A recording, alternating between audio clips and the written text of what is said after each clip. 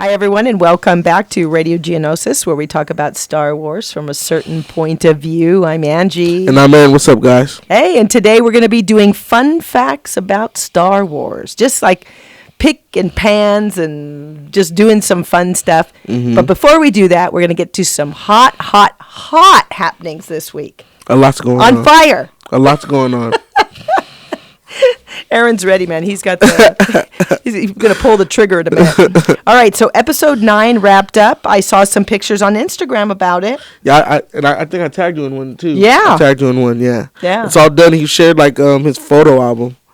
I think like basically the photos he took while on set. He wanted to do that, so that was pretty cool. Yeah, because this is going to be like the last one for this movie series. Yeah. Mm-hmm. So it's dope that you got to do that, though. Yeah. Yeah. I'd heard that, and I'm hoping that this rumor is not true, that Rian Johnson is still continuing with making some sort of Star Wars movie. And you don't want that to be true because of episode 8. That's right. Give the man a chance, Angie. Jeez. Yeah, I got to dig out of that one. Okay, so here is the best news. I think when I read this last night, I was like, please say this is true. Now, this is Obi-Wan Kenobi is coming to Disney. That is right.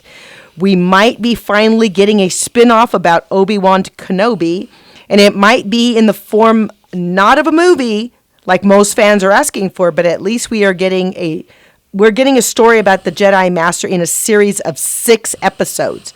I'll take it. Okay. If it's an hour long, I'll take it. I was going to say it's going to probably be like an hour long episode. If it's going to be 6 episodes, it's probably going to be like if they give me a half hour or 15 minutes, I'm going to be robbed. I'm going to feel robbed. Will it be live action or will it be I think so. Live action. Okay. Yeah, that's cool. and I think we're going to see some Ewan McGregor. Oh, yeah. Let's file this one under the wait and see category. Mm-hmm.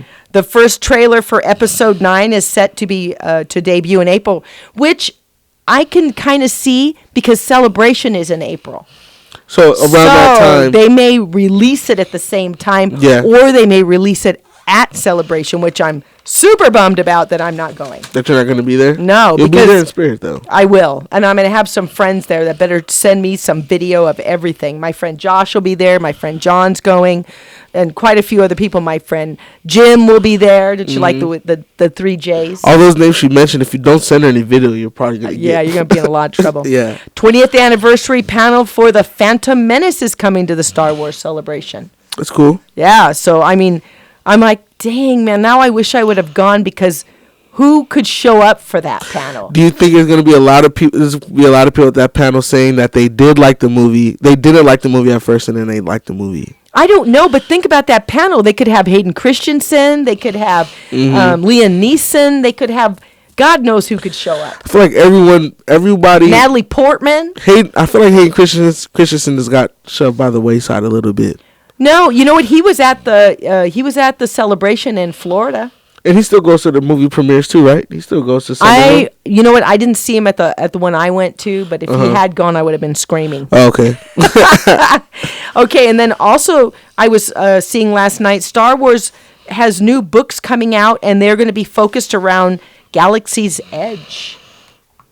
Novels? Novels or more so comics? Novels, comics, all kinds of stuff. Okay. They're going to be focused around Galaxy's Edge. Now, here's another one, which is rumor. Disney to make a Bane TV show, Knights of Ren. Oh, wow. So we're going to take that with a grain of salt and a spoon of hope. What is that Disney streaming services still like happening? It's still... Oh, yeah. Okay. I think it's still happening. I wonder when it's going to actually happen. When it's gonna... They probably have to still finish up the contents. So probably we're looking at maybe close to a year, because if they're doing, like they're doing some of the shows like The Mandalorian and stuff, remember they got to do all the episodes, they got to do all the other stuff prior to releasing it. To releasing the streaming service. That's very true. I think they want to keep it closer to Galaxy's Edge or some, maybe in the fall after, we get this movie, because I'm sure they want to get episode 9 in the books and, and nothing to interfere with it. So I imagine that they're going to release that first and then the Disney streaming service. Because then that would give them enough time to create enough content, because you're talking about 24 hours, so in a day, so you want to give people enough content, even though Disney has a lot of content. They do. You still want to, you don't... The original content. For right. Service. You want to give people, like Netflix. Yeah. I mean, and that's all Disney has to work on. I hope that Disney understands that, like, they don't look over, like, what Netflix did. Like, they don't see it as something to take lightly. You know what I mean? Right. Netflix, like, had to grind up and build their own studio. I'm pretty sure they shoot everywhere else, but, like, it's a lot to go into making a streaming service. Because I hear, like, DC's numbers came in and didn't even do very well. They didn't do very well because DC has a lot of content, but people are looking for original content instead of rewatching the stuff that they're right. Watching, And Disney seems to be doing that. They with the Mandalorian and possibly with Bane and with Obi-Wan, we're going to get original content, and I think we'll still get the movies because everybody loves them. And by the way, Netflix is unloading every single James Bond movie possible. Yeah. I was like, yeah. And I think they signed something with the MGM, the movie company. So I think that's why they're getting all those James Bond movies. Wow. Yeah. I have all of them on DVD, but I still like watching them anyways. Yeah. He's cool. Upcoming events, we have this weekend. I have an all club picnic, so it's going to be the Droid Builders, it's going to be 501st, it's going to be Saber Guild, and it'll be Rebel Legion. So it should be a lot of fun. Oh, so everybody will be there. And then for us, it'll be the Saber Guild. We're going to be doing laser tag, so that should be cool. I'm like, laser tag, okay. Where you guys gonna be doing the laser tag? At the park in Pomona. So okay. God only knows. And then we're also, this past weekend I did the Long Beach Con, and I was Jubilee. A lot of people didn't know the costume that I did, but that's the one I found in the encyclopedia for for Marvel. So that's kind of cool. I like to do stuff that's out of the box of the normal. Mm-hmm. So, and then when I go to WonderCon next month. Yes, WonderCon is coming. Yeah. I'll be going as, I'm going to do a Sith. I just got a new costume. I'm going to do Viper.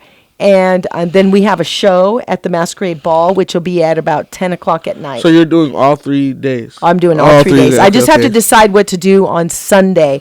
I was kind of deciding whether to do a Hiri, but I would have to drag the tails and everything with me because she has the 9 tails from League of Legends. So just kind of debating. I've done that costume before, but I'm like, I don't know. We'll see what happens. I'll be in my Infamous Mad Studios t-shirt. Yeah, that's an all right costume. I like that. Sunday, make sure you guys go. I'll be there on Sunday. I'll be there Sunday too. Yeah, some rest of the guys will be on Saturday, I believe. So, but I'll be there on Sunday though. Cool. All right, so we're doing fun facts about Star Wars. So, Aaron, I'll let you go first. Did you find a fun fact about it? Well, I looked more so into the games. Well, the games also, but then was it a bad tennis shoe? It was more so. Well, as far as the games go, like the Star Wars games go, we talked about it, like the last time we had the EA Sports debacle. EA Sports not knowing who to hand over really the reins to of like the Star Wars games. And what worked at first with EA was just them doing like the Battlefront games first. Them transcending like the online co-op play, and I wish EA and Star Wars would get back to that, doing like if they did like I don't play Fortnite, but I think if they were to do like a Fortnite collab, the way how Fortnite did a Marvel collab by bringing Thanos onto the game. Wow. That'll like boost everything. If they did like an Overwatch collab, so like if I don't know if they're listening to this podcast, but maybe, I don't know. But if they do, you seem to have a golden touch. Yeah, so. Because things are like starting to happen. But if they were to do that, I think that'll like definitely like help them moving forward. By collabing and not being so stingy with the Star Wars license. I think EA and Star Wars are just really particular about who they hand over their rights to and their licenses to. But I think if they were to hand it over and allow like the up and coming developers, even the we see the short films on YouTube, allowing those guys to write new stories or even make new films or even make TV shows like for the original TV shows that they are going to need for the streaming services. I think they need to like not be as stingy with the license. Star Wars has been around for a long time.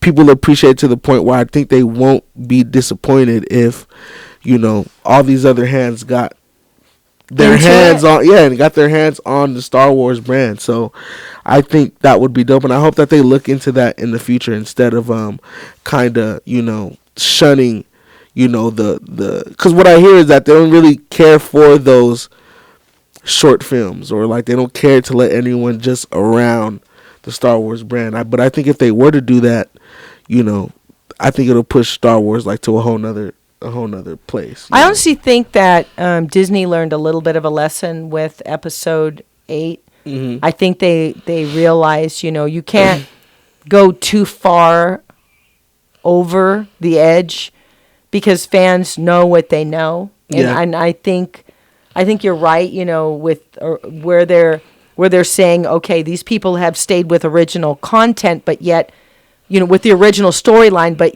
new content. Yeah. It looks fresh. It looks good. Fresh. Yeah, but it's still part of the Star Wars lore. And the thing is, and they could easily take a page out of Marvel's book. Like, again, like the Marvel movies weren't always good until Disney let their people and let other people come and step into the fold, grabbing other directors who had never probably even did a superhero movie before, allow them to put their twist on it, and you see what you get. So I understand Star Wars is precious to whoever has like the full on day-to-day control of Star Wars. Yeah, but you still have to. But you have to. Yeah, you've got to stay within the original storyline, but you can have that new content. You can have it. Because I think we're going to see some great stuff with Mandalore. Yeah. I think we're going to see some great stuff. And that might be the show or the project that allows them to be like, you know what? We let Jon Favreau come in here and do his thing. He does have a stamp. He does have a repertoire. Like, you know what I mean? He has the cachet and everything, but I think with how he does it, how I imagine he's gonna pull it off, they're gonna think to themselves like, you know what, it's okay to like let people just come in and put their own little twist on. Right. Well, don't be so insecure about like what you built, because it's there. Star Wars is a staple. It's not going anywhere. Right. Let your guard down a little bit. Let people in. Let people like add their own little twists and everything. Right. And that goes from the games to the shows. Yeah. To the movies too as well. You know what I mean? So that would be like my biggest thing. And also, I just for some reason looked into the art style of the fighting style of Count Dooku, and because we were talking about him being like this kind of royal, kind of have this little royal feel to him, like a knight or like like something like that. So I was just looking into more so of the fighting style, and then watching like and then finding out that lightsaber duels are going to be like an Olympic. Yes, I just heard that. Yes, and a lot of that has to do with a lot of that has to do with not just fencing, but Count Dooku's style. I saw a video where I don't know the dude's name, but he's gonna be in the Olympics for fencing. He was talking about Count Dooku style, like that's what he wants to bring to the Olympics. So he's trying to master Count Dooku style for the Olympics. I think it's going to be so great. That's crazy. Oh that's God, I saw that on YouTube. That's like the best. How would you like to get an Olympic gold for that? I think lightsaber fighting, yeah.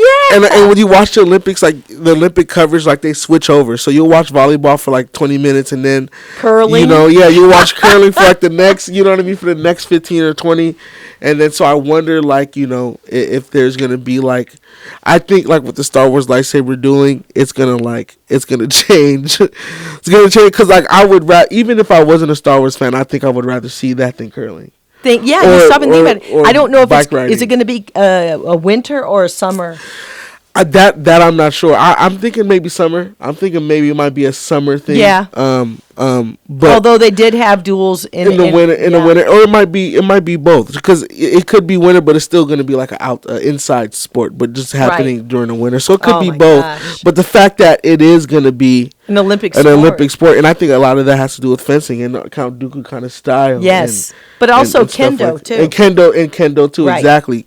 Because there's Sith and Jedi who have that style along with their lightsabers. They have their lightsabers, but they like specialize in the hand-to-hand combat element of it as well too. So, oh my gosh, that's going to be like it's going to be. I think you're going to see people blown away by it, because I've seen duels that guys are posting on Facebook, and I'm thinking to myself, I can do a fight with a friend from the club.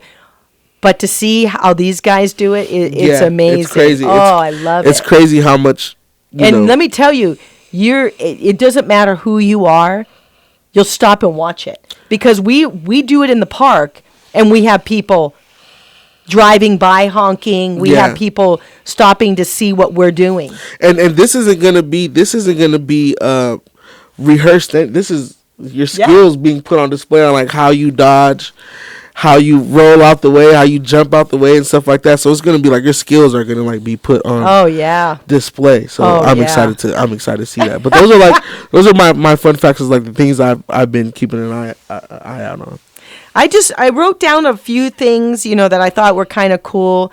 In the Phantom Menace, there's a girl. Her name is Sabi. Mm-hmm. And she was a human that was part of the royal house of Naboo, and she was one of Padme's handmaidens.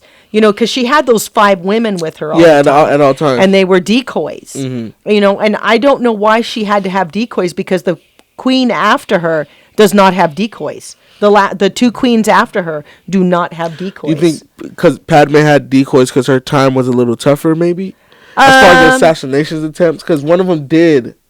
Right. They did try and assassinate her in the second movie, but in the first movie, was there a possibility of an assassination attempt that we don't see prior to the movie? I don't know, but this gal, she looked a lot like her, and I think it was Keira Knightley, if not that played Sabi, mm-hmm. But Sabi, Sabi, I think that's how you say it. She was one of her most trusted confidants, and she occasionally impersonated the queen. Padme personally coached her in regal bearing and speech, so she taught her herself how to be her. Essentially, yeah. So I thought that was kind of cool. I think it was because not only just the time Padme was in reign or in office, you could say, but I think Padme was one of the very few people with that high, that profile that were actually out there in the front lines too. She was always down for the adventure, always down to get her hands dirty as well. And they, you see it from the cartoons to the movies, like they didn't like that. They didn't like that she was so involved and just didn't play the. But role. You don't see as many many of her guards or her decoys in the Clone Wars. Mm-hmm. You don't see as many as you did in the movies. In the movies, yeah, that's true too. And in the last movie, there was none. There was none at all. She probably wouldn't have gotten pregnant if there was someone actually really watching. There had been some decoys they didn't do their job then. Then I also looked up Quinlan Voss. My friend actually cosplays it. Yeah, I like him. This guy. He's a Jedi Knight. He's sarcastic, has a sense of humor, a reputation for not playing by the rules. Quinlan was an expert tracker renowned for his psychometric ability to perceive the memories of others by touching objects that they had handled. Mm-hmm. So I thought that was kind of cool. And he often liked to take missions that were that put him into contact with the members of the underworld, of the galactic underworld. So, and then he does have a romantic joust with Asajj Ventress. Mm-hmm. We know that. Yeah, with Ventress, yeah. But here you have another Jedi that does not play by the rules. As it seems like more and more like most Jedi didn't. Yeah, as you discover more and more. They're like, too many Yoda's rules were this, we're going to do that. With too many restrictions. Yeah, and I think that caused people to, it's like a police officer, well, I don't want to say that, but it's like a rogue guy that's, he's going to take the law into his own hands. Yeah, he's going to see how far he could go. Yeah, And I think those rules, those newer Jedi rules, like, because we don't know, like, really what was in the old text, really. Like, I know I personally don't. I don't know if anyone else does. Hopefully we'll see some of that. Hopefully that comes up soon. But, like, it seems like the rules were more so meant for Yoda, because it seems like he's the only one who could follow him the cleanest or the most to the T. You know what I mean? So everyone wasn't like Yoda. They did not agree. Yeah. I also when I was watching Rogue One, and you know how they get into the one room that has all the information, mm-hmm. and they have to look up the names of the different, to find the plans for the Death Star. Yeah. Right. So her dad said he's put something in the plans to show them how to blow up the Death Star. Mm-hmm. So when they're looking through the plans, one of the names she mentions is Black Saber. before she does Stardust. The Stardust, yeah. Right. So I was asking everybody at the convention last week, what do you think that black saber meant? What do you think that black saber was? I said it was something to do with Darth Vader, because he's now on the dark side and he has a saber. Oh, okay. But who knows? It could be But I thought that was kind of cool. I mean, there was a Mandalorian with a black saber as well, too. Right. So I don't know what those plans were. And someone said, oh, you're reading too much into it. But I thought it was interesting because she mentions it. Yeah. And so why? Why mention it if it's not a big deal? If it's not significant. So something to that. I mean, Star Wars is one of the very few things you could look too much into, and it'd be okay, because there's so many signs and there's so many things hidden too, but that they want you kind of uncover for like yourself. an Easter egg. Yeah, an Easter egg, exactly. So if anything, Star Wars is gonna be the thing you want to look too much into. Yeah, and a lot of people do. Now I also looked up Alora Singh. Do you know who she was? And I didn't realize she was a human. It says Alora she's a human. Singh. Alora Singh. She's the one with the big antenna on her head. Oh, okay. And then she's got that red outfit on when they're doing the they're doing the pod race. She's up on the hill. And she was she was just an ongoing looker. Yes. Do you remember her? Yes. Yeah, and she had the big antenna on her forehead. It says that she's a human. Her home world is Nar Shaddaa, and I thought that was kind of cool because we have a temple in Vegas that's Nar Shaddaa. She is one of the galaxy's most lethal killers. She earns her keep as a freelance assassin. Singh prefers to work solo. This would be her right here, is it? Is it? No. Okay. And then she finds a kindred spirit in the space pirate Hondo, and with whom she even shares a brief romance. How do you spell her name? Aurra. Oh, Aurra. Alora Singh. And then one of her quotes is, "I'll never ask for permission to do anything." Here she is. She I'm stole the lightsaber. Yeah, she stole the lightsaber. Yeah, but I like that about her. She's not going to ask permission to do anything. I like a rogue woman. Here she is. Yes. But she's got that big antenna, and she actually takes. Yeah, here goes the antenna right here. Yes, and she's a human though. But I thought, what kind of human is this? Humanoid. Yeah, she looks crazy. Now you're gonna like this one, Aaron, because my friend told me about this. Alex told me about it. His name is Kid Ad Mandu Mandila Mundy. I'm sorry, Mundy. He is the guy, he reminds me of Santa Claus. He's the one that sits on the council, and he has like the big boots on, and he has like the kind of the pointy head. Oh, yeah, he has like here a he little is. dingly thing on his... Yeah. He has like a little dingly thing in the back. He looks straight out of Star Trek, honestly, that guy from Star Trek. Okay, you're going to like this. He was allowed to marry. He was? He was a Jedi, but he was allowed to marry. And he wasn't just allowed to marry one woman. He was allowed to marry multiple women. Why was he multiple women? Multiple women wanted to marry him? Harley's nodding his head. Multiple women want to marry multiple women want to marry Santa Claus. Look at this guy. Look at that guy. So Monday, he was allowed to marry. The Jedi Council gave permission because they wanted to. The Jedi Council really cared about perseverance of the race. Mm-hmm. It's important to the Jedi. Due to the serene social customs and low birth rate of males, Mundy was allowed to have many women. So to keep his people going. Yeah, he was like, just have another girl, man. Yeah. He was granted the extremely rare exception to be allowed to marry and have children. Although Mundy cared for his family, which was probably huge, he was required by the Jedi not to view them as attachments. I don't know how you don't. Let's say you have like 40 girls from, multiple wives and then one son. How do you not become attached to that one son? You would think so. But it's ironic. If you keep having more women, the race just keeps getting more and more women. Yeah, his sound like a business. It sounds like it's for business. It sounds like he was. Oh, he was getting the business. Yeah. It sounds like a straight business move to keep his race going. Yes. But I thought, wow, that's really interesting. I've never, and it's like you said, we can keep looking into Star Wars and finding all kinds of little Easter eggs. If you're gonna look deep into anything, why not it be Star Wars? Yeah, because you could just keep going. Yeah, you're gonna keep finding stuff out. That's crazy. I didn't know that though. And with it being, with him being a Jedi Master, he's on the council. He was on the council, and he was in the and he was counseling in the sheets as well. It's crazy that he would be allowed to, but then, of course, in hindsight, for the Jedi, it's like, no, he's not breaking any Jedi law because we're doing this to keep the race going. Yes, of course. So, yes. So don't even look at it. Not that they could clone it. Exactly. Go to. You know what I mean? There were some people that did some cloning, in the There Star were. Wars. You couldn't do that. There were.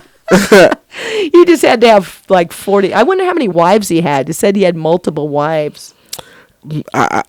Maybe a solid 7. I'm gonna say 7. I'm gonna say 10. But there's no excuse for anyone not to out there to get married if you've seen how this guy looks. There's no excuse, gentlemen.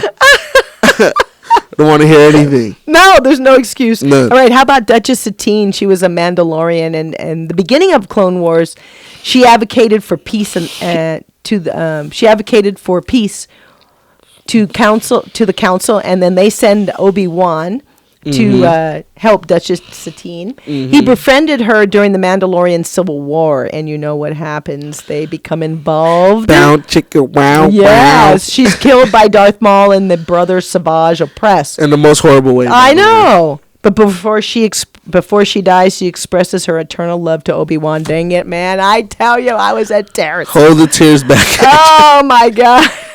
Hold them back. Oh, he's so hot. Okay. Ezra Bridger. Ezra. Yes. He was born on Lothal. Mm-hmm. And he was born the day that the Empire was founded. I thought that was kind of interesting. Yeah, that is interesting. Actually. He was 15 years old he was an orphan, and he thought his future was bleak until he meets a group of renegades who change his life forever. Forever. All right, how about this quote?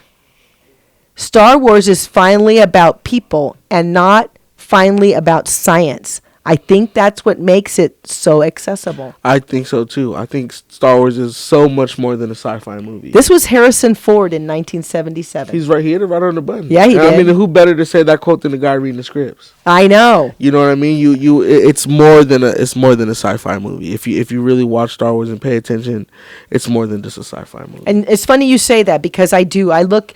When I watch episode 1, I look at all the stuff in the background. Episode 1 and episode 2, when Obi-Wan goes to Dex's place, I look at all the people outside and what's going on outside. So Coruscant, the skies are filled with unending I can't even say it. Repulsor lifts. There we go. Okay? Mm-hmm. Traffic. You notice that the traffic is bad. Yeah, it's really crazy. Sky lanes are auto-navigated with vehicles traveling on the pre-programmed routes to minimize risk of collision. This seems to be going 24/7. It's like Vegas or LA. It's crazy because every futuristic movie you see, if you pay attention, there's so much traffic. Blade Runner's like that too. Yeah, isn't it? it's so much. In all futuristic movies you see, it's so much traffic. Is that what the future holds for us? Because it feels like that going down the 15. I just saw Luda Battle Angel, and I suggest everyone go see it. Same thing. So much traffic. I don't know what it is with the future. You get flying cars, and everyone's got to be out 24/7. I don't know what it is, but there's so much traffic in our future with the future. It seems like. Huh. Well, I don't know, man. Just seems like they're. When I saw that, I'm thinking, I'm gonna look that up. But in the future, also, it does seem like overpopulation too. Could be, but I don't think we're gonna see that. I don't think we're gonna see that here. It's just we've come over 5,000, 6,000 years or 6,000 600,000. It would have happened already. Ah, yeah. we get something like the Black Plague or, something like that. Chicken pox. Yeah, wipes out half the people. Chicken pox. Chicken pox. And diarrhea wipes out the half of the population.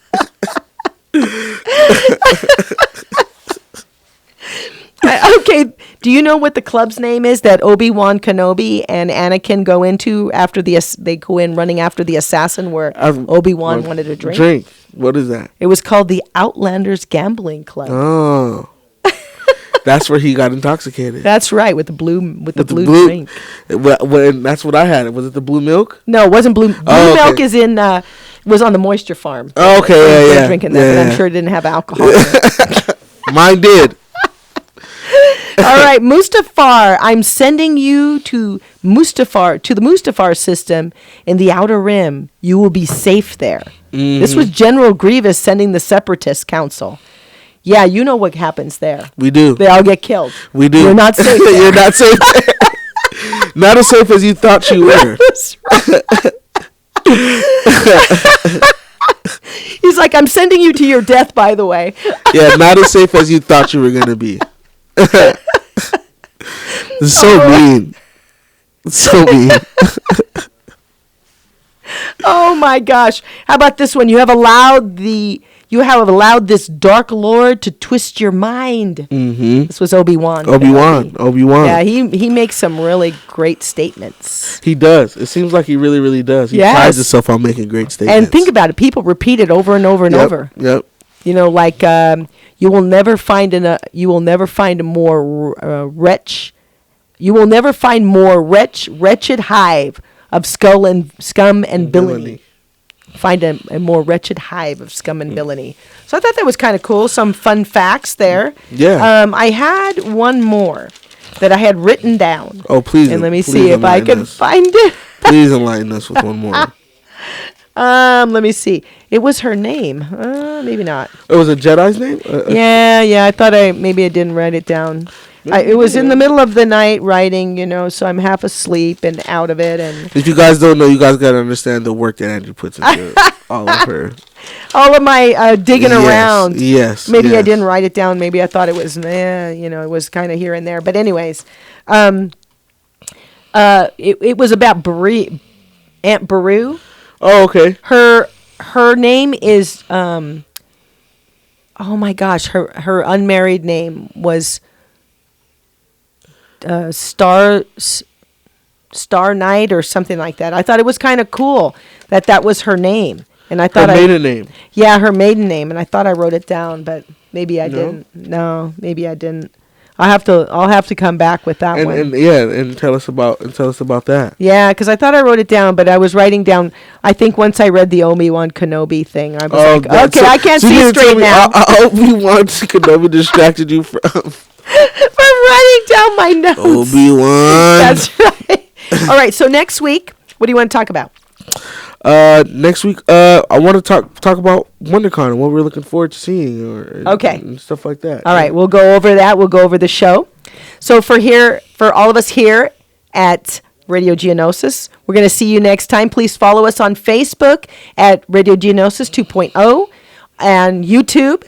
Please like and subscribe. We need those subscribers. Make sure you guys do it. At Radio Geonosis. And we're also on Instagram, Radio Geonosis. And we're on iTunes. We're on Podbean also, I believe. And make sure you guys also follow Mad Studios, where Radio Geonosis is recorded live from every Thursdays now. Yes. At 2:30. And make sure you guys also keep in touch with what Angie has going on. She's at all kind of different events.